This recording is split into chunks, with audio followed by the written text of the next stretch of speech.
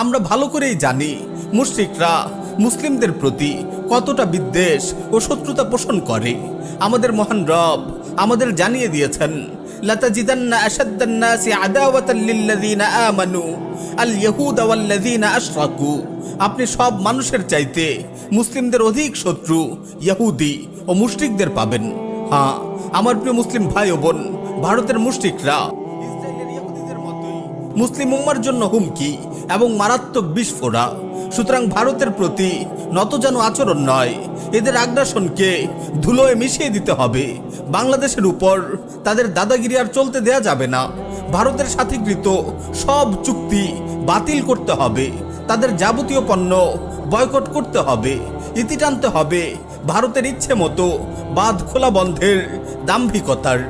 ভারত সরকার ও মুশরিকদের প্রতি কোনো প্রীতি ভক্তি নয়। এখন থেকে কথা হবে সোচ্চার কণ্ঠে। হাসিনার পতন হয়েছে, মোদিরও পতন হবে। শুধু সেভেন সিস্টার নয়, পুরো ভারত হবে মুসলিমদের। সেই লক্ষ্যেই গাজওয়াতুল হিন্দের অগ্রগামী সৈনিকরা প্রস্তুত হচ্ছে বিইজনিল্লাহ।